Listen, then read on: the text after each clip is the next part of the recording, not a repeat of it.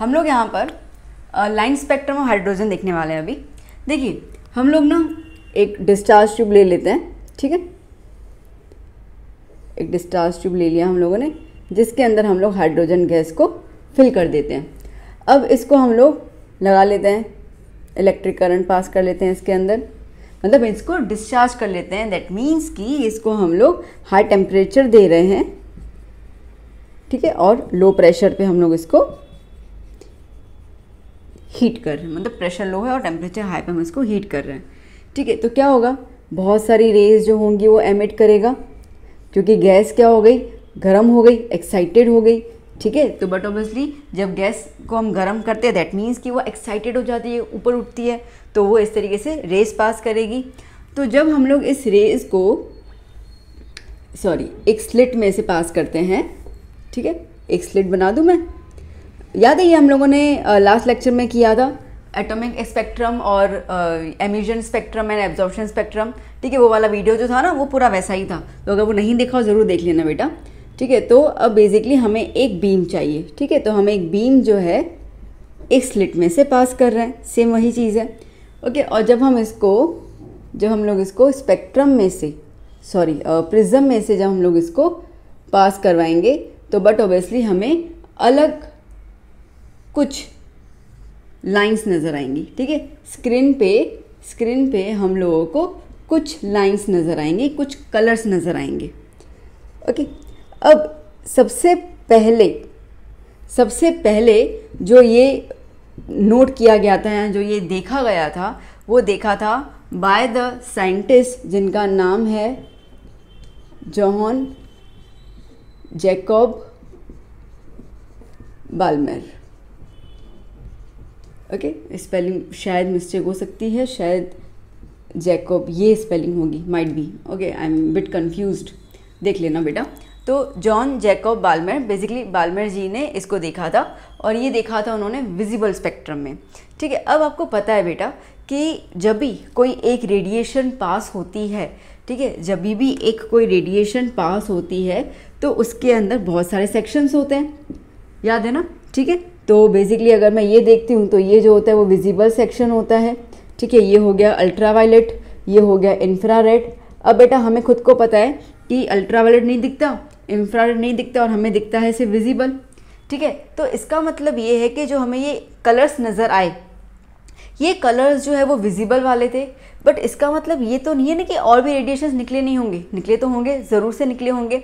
तो अभी हम लोगों को जो यहाँ पर, ठीक है, ये जो कलर्स नज़र आए थे और ये जो सीरीज़ बन रही थी, क्योंकि देखिए लास्ट वीडियो में मैंने आपको बताया था कि हर एक एलिमेंट का, ठीक है, ये जो कलर्स एमिट करने का जो होता है वो उनका एक कैरेक्टर होता है, ठीक है। जैसे मैंने फिंगरप्रिंट्स बताए थे कि हर एक ह्यूमन बीइंग के फिंगरप्रिंट्स अलग अलग होते हैं, तो उस तरीके से हर एक एलिमेंट का, हर एक एटम का जो स्पेक्ट्रम होता है वो डिफरेंट होता है, ठीक है, अलग अलग होता है।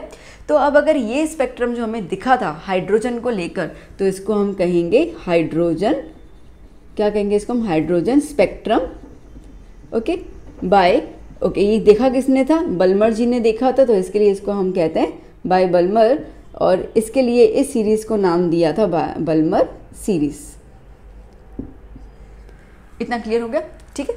नाउ एक और चीज़ बता दूं कि ये पूरा जो है वो थ्योरेटिकल है, ठीक है। ये पूरा अभी तक थ्योरेटिकल कॉन्सेप्ट चल रहा है, जो थोड़ा बहुत ही एक्सपेरिमेंट स्पेक्ट्रम एमिशन और उसके लिए किया था, उस चीज़ को लेकर उन्होंने थ्योरेटिकल अपना कॉन्सेप्ट यहाँ पे लगाया था। तो अभी तक इसका कोई वैलिड, ठीक है, एक्सपेरिमेंट नहीं हुआ था, मैं पहले ये चीज़ बता दूं। तो मैं पहले इसको रब कर दूं, आगे की बात करते हैं हम लोग। तो बल्मर जी ने ना ये पूरा स्पेक्ट्रम को बहुत डिटेल में स्टडी किया था, ठीक है, बहुत डिटेल में। तो जब ये स्पेक्ट्रम को उन्होंने डिटेल में स्टडी किया था, तो ये जो लाइंस आई थी, ठीक है, जो भी मैं विजिबल लाइंस बना रही हूँ, जैसे कि ये कुछ लाइन आ गई, ठीक है, फिर ऐसी कुछ लाइन आ गई, फिर ऐसी कुछ लाइन आ गई, ये विजिबल लाइंस, ओके, स्पेक्ट्रम के लिए। तो इनका डिटेल स्टडी में ना उनको कुछ जो है वो वेवलेंथ मिला था, ठीक है, और वो वेवलेंथ जो था वो फिक्स था वो। जैसे मैं इसका लिखूं तो 656, ओके, इसका है 486, देन 436, 410, ऐसे करके आगे भी और चलते जा रहे थे, ठीक है। तो ये इन्होंने जब स्टडी किया तो कहा था कि ये इनका फिक्स वेवलेंथ है, ठीक है, फिक्स, ये मतलब कि यहाँ से वहाँ टस मस नहीं होने वाला है, यही इसका। तो जैसे फॉर एग्जांपल कि रेड कलर है, ठीक है, समझ लो एग्जांपल के तौर पे समझ लो कि ये जो वेवलेंथ मेरे को मिला ना, ये रेड कलर का मिला, ठीक है। तो ये रेड कलर की जो वेवलेंथ हाइड्रोजन स्पेक्ट्रम की जो निकलेगी उसका जो वेवलेंथ है वो फिक्स हो जाएगा 656। बात समझ आ रही है, ठीक है। समझो कि ये येलो वाला निकला, ओके, तो ये येलो कलर की जो वेवलेंथ आई हाइड्रोजन स्पेक्ट्रम के हिसाब से उसकी वेवलेंथ जो होगी वो 486 फिक्स हो जाएगी। मैंने अभी भी कहा था कि हर एक एलिमेंट का कैरेक्टर अलग अलग होता है, तो इसके लिए मैं बार बार इस चीज़ को दोहरा रही हूँ कि हाइड्रोजन हाइड्रोजन, क्योंकि ये वेवलेंथ सिर्फ हाइड्रोजन के लिए वैलिड होगी, किसी और के लिए वैलिड नहीं होगी, ओके। अब इस हिसाब से अगर और ज़्यादा ये कम होते गए, लाइन्स और कम होते गए, तो सीधी सी बात है वो दिखने भी नहीं वाले हम लोगों को, ठीक है, वो दिखने भी नहीं वाले। तो खैर ये जो विजिबल रेज के लिए हम लोगों को फिर बल्मर जी ने कहा कि अभी हर एक वेवलेंथ निकालने का हमें कुछ फॉर्मूला तो होना चाहिए ना, ठीक है, तभी तो हम निकाल पाएँ। हर बार तो आप एक्सपेरिमेंट नहीं करोगे और हर बार तो आप इतना डिटेल में आप कॉन्सेप्ट को नहीं बोलोगे, तो there should be some formula कि जिसकी वजह से आपको कहा जाए कि चलो भाई ये वाला कलर है तो इसका वेवलेंथ क्या होगा, ठीक है, हाइड्रोजन स्पेक्ट्रम में ग्रीन कलर है तो इसका वेवलेंथ क्या होगा वो बता दो। तो उस बेसिस पे हमें एक फॉर्मूला दिया गया और इसको हम कहते हैं बेलमर फॉर्मूला। क्या है ये फॉर्मूला, आइए देखते हैं हम लोग। 1/λ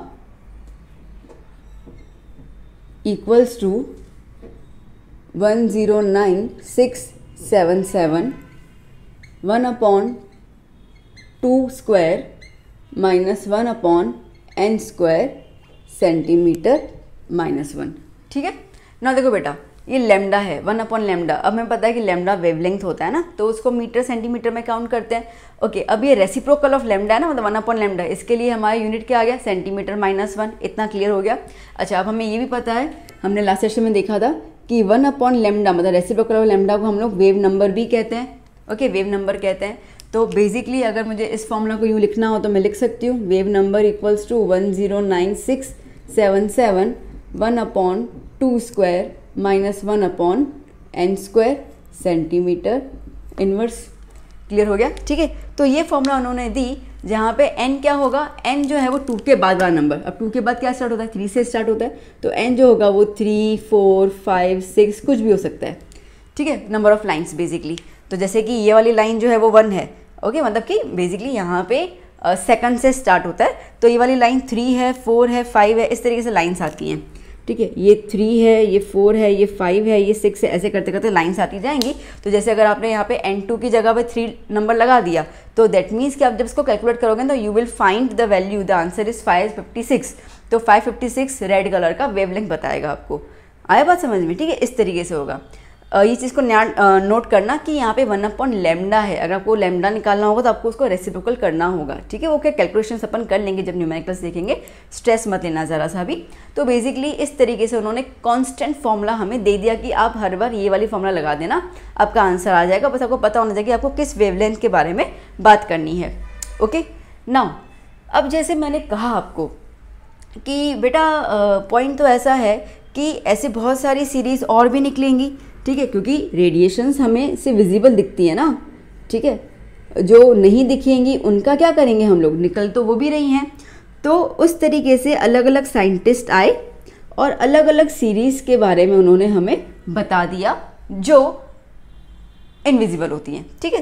तो जैसे कि सबसे पहले आए थे ऐसे, उसके बाद आए थे लेमन जी, तो उन्होंने अपनी सीरीज़ का नाम दे दिया लेमन सीरीज़, ठीक है। उसके बाद ये तो बाल्मर सीरीज़ है, ओके, पेस्टन सीरीज, ओके। फिर आएगा ब्रैकेट सीरीज, मतलब कि ब्रैकेट साइंटिस्ट उन्होंने बताया था, ठीक है। एक और सीरीज आती है, वो आती है फंड सीरीज, फाउंड, ओके, ये सीरीज आती है। तो ऐसे करते करते बहुत सारे साइंटिस्ट हैं, उन्होंने बहुत सारे सीरीज दे दिए। Now the point is that कि इतने सारे सीरीज़ को अगर हमें निकालना हो कि भाई इसका वेवलेंथ क्या है, इसका वेवलेंथ क्या है, इसका वेवलेंथ क्या है, तो कैसे निकालेंगे, क्योंकि बल्मर जी ने तो सिर्फ उनके हिसाब से जो विजिबल रेंज था ना, ठीक है, उसी का ही फॉर्मूला दिया था, उसी के हिसाब से उन्होंने n स्क्वायर ही बता दिया था। बट इतने सारे जब आएंगे तो हम लोग कैसे पता करेंगे कि कौन सा वेवलेंथ है और कौन सी सीरीज़ में से निकला है। बात समझ आ रही है? पकड़ पा रहे हो मेरी बात को? देखो अब विजुअलाइज करो, ठीक है, कि रे आ रही है, ठीक है, आपके घर पे लाइट जली है और वो लाइट में से आपके जो घर पे जो ट्यूबलाइट है ना, वो उसमें हाइड्रोजन गैस है, ठीक है, समझ के चलो कि उसमें हाइड्रोजन गैस है, और वो हाइड्रोजन गैस जो ऑब्वियसली हम इलेक्ट्रिक करंट पास कर रहे हैं तो वो रेस फेंक रही है हमारी तरफ, ठीक है। तो आपने पूरा रूम अंधेरा कर दिया है और एक स्लिट ले लिया जिसमें से वो रे पास हो रही है, और वो रे पास हो रही है और तुमको प्रिज्म के बाद स्क्रीन में उसका स्पेक्ट्रम दिख रहा है। यहाँ तक तो क्लियर है, ठीक है। बट हमारी आंखें सिर्फ उतना ही रेंज देख सकती है, इसके लिए हम लोग विजिबल वो वाला पॉइंट देख रहे हैं, बट बाकी सारे भी तो होंगे ना, ठीक है। बाकी सारे जो हम नहीं देख पा रहे हैं, UV rays, X rays, gamma rays, ठीक है, रेडियो वेव्स, वो भी तो डिवाइड हो जाएंगे ना। तो जब वो डिवाइड होंगे तो वो भी तो हम लोगों को कलर देंगे, ठीक है। तो वो वाले कलर्स जो है और वो वाले जो स्पेक्ट्रम्स हैं, ठीक है, वो अलग अलग साइंटिस्ट ने अलग अलग टाइम पे हमें बताया था, जिसके हिसाब से सिर्फ एक हाइड्रोजन की रे में से हमें इतनी सारी सीरीज मिल सकती है। बात आई समझ में? अब इतनी सारी सीरीज़ को जब हमें वैल्यूज़ चाहिए होंगी तो हम कैसे पता करेंगे? तो फिर हम लोगों को एक फॉर्मूला बताई गई, ठीक है, जो कॉमन, मतलब कि जो कॉमन है हर एक सीरीज़ के लिए। आप किसी भी सीरीज़ के लिए फॉर्मूला लगा दोगे, आपका आंसर आ जाएगा। वो बताने से पहले मैं आपको ट्रिक बताऊं। जैसे कि ये पूरी सीरीज़ है तो इसको लर्न तो करना पड़ेगा, वो भी हम लोग सीक्वेंस वाइज ही करना है, सीधी सी बात है, ठीक है। तो हम इसको लर्न कैसे करेंगे? हम इसको लर्न ऐसे करेंगे। कैसे करेंगे? लंदन बहुत पुराना, ओके, बहुत पुराना सिटी है, ठीक है। लर्न हो जाएगा ना बेटा? ओके ना, शाबाश। Now London, L stands for Lyman series, B stands for, बोलो बोलो क्या है?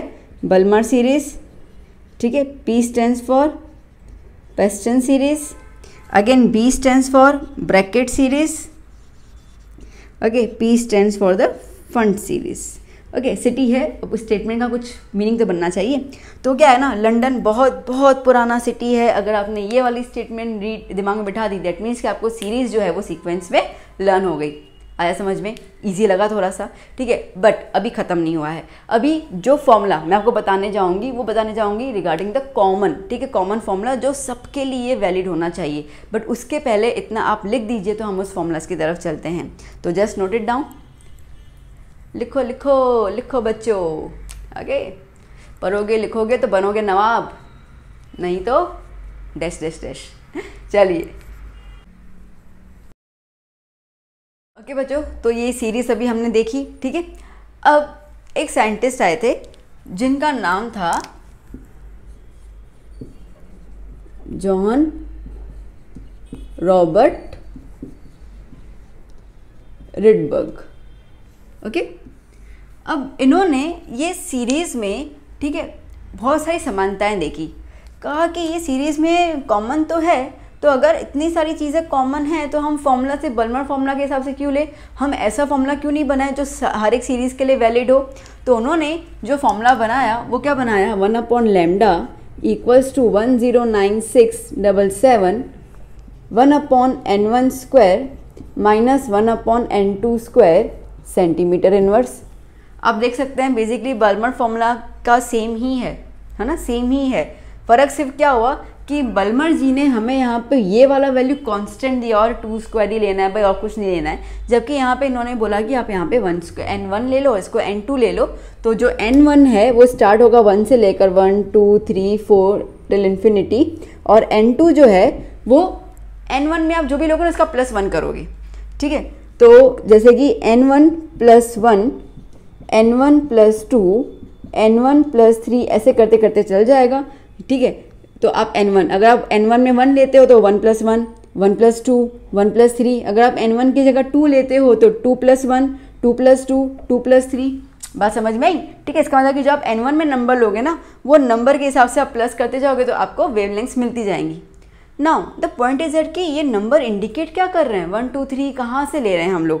तो यहाँ पर हमें रिडबर्ग जी ने ये कहा कि जैसे कि आपकी सीरीज़ है लेमन सीरीज़, ठीक है, तो हम लोग लेमन सीरीज़ को नंबर 1 इंडिकेट कर रहे हैं, बल्मर सीरीज़ को नंबर 2 इंडिकेट कर रहे हैं। हालांकि बल्मर जी ने खुद ने ही अपनी सीरीज़ को 2² मतलब कि 2 नंबर इंडिकेट कर लिया था, okay, which is a visible. फिर हम इसको पेस्टन को हम लोग नंबर 3 ब्रैकेट को 4 और फंड को 5, ठीक है। इस तरीके से हम इनको नंबर दे रहे हैं।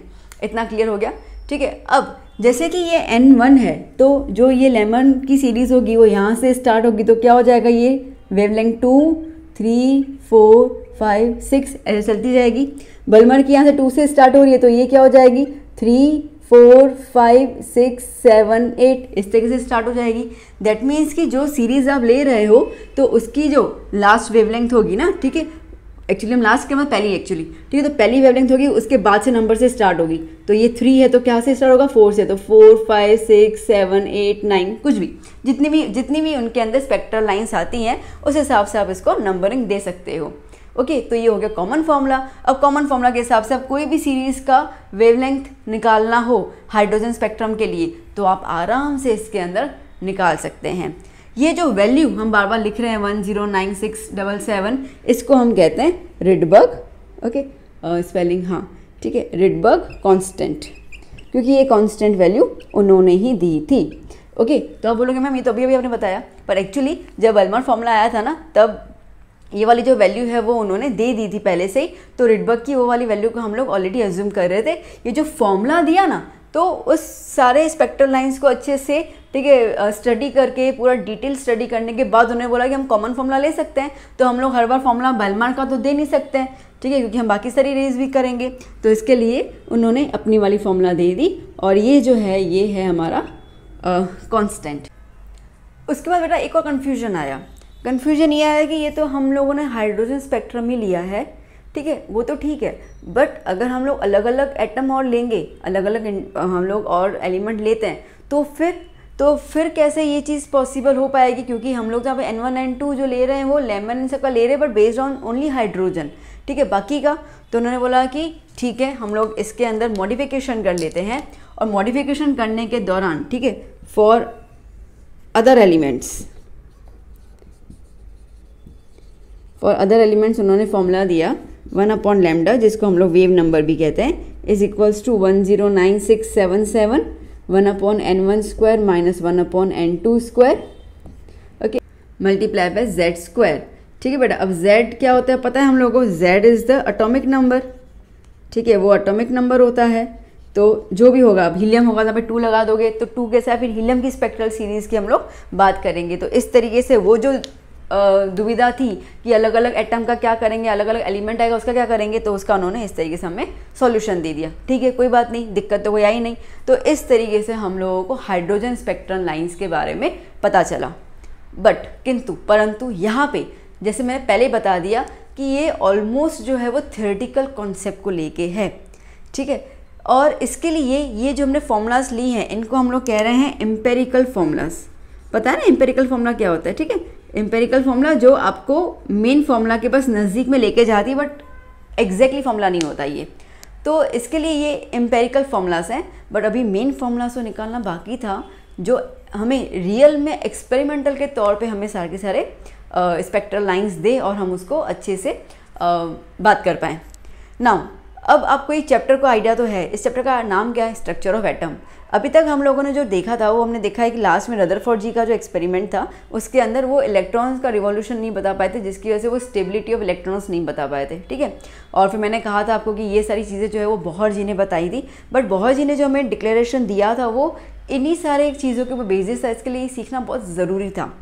तो अब ठीक है, इस चीज़ को इतने खूबसूरत अंदाज में, ठीक है, बोहर जी ने हमें एक्चुअली एक्सप्लेन किया है। और ये जो हम लिख रहे हैं ना कि ये 1 2 3 कहाँ से आया, ये मैं आपको उसमें बताऊंगी। मुझे पता है बहुत से बच्चों को होगा कि मैम तो बस बोल रहे हैं कि इसको 1 ले लो, इसको 2 ले लो, बट ऐसा तो क्या लॉजिक था पीछे कि इसको 1 और इसको 2 लेना पड़ गया, क्या लॉजिक था? वो लॉजिक हम नेक्स्ट लेक्चर में कवर करेंगे, क्योंकि ये लॉजिक हमें समझाया था बोहर जी ने। बहुत प्यारा लेक्चर रहेगा वो, ठीक है, जिसके अंदर हम बोहर जी के हिसाब से हर एक चीज़ को डिटेल में समझेंगे, और साथ ही साथ जो रदरफोर्ड जी के जो ड्रॉबैक हो गए थे ना, ठीक है, उन ड्रॉबैक से कैसे ओवरकम किया हमें बोहर जी ने और हमें एक सुंदर सा एटॉमिक मॉडल दिया, वो हम देखने वाले हैं। तो ये सीरीज़ अच्छे से, ठीक है, लर्न कर लेना, क्योंकि ये हर एक में रिपीट होने वाली है। तो अच्छे से आप इसको देख लीजिएगा वीडियो। आई होप आपको वीडियो समझ आ चुका होगा। पर आसान सा मासूम सा एक्सपेरिमेंट था, क्योंकि हमने लास्ट लेक्चर में एटॉमिक स्पेक्ट्रा और वो देखा था बेसिकली एमिशन स्पेक्ट्रम और एब्जॉर्प्शन स्पेक्ट्रम। तो इसके लिए स्पेक्ट्रम समझने में आपको कोई दिक्कत नहीं होगी, that is I am damn sure. तो वेल मिलते हैं हम लोग नेक्स्ट क्लास में with the Bohr's model. Till then keep learning, keep study, bye bye, take care.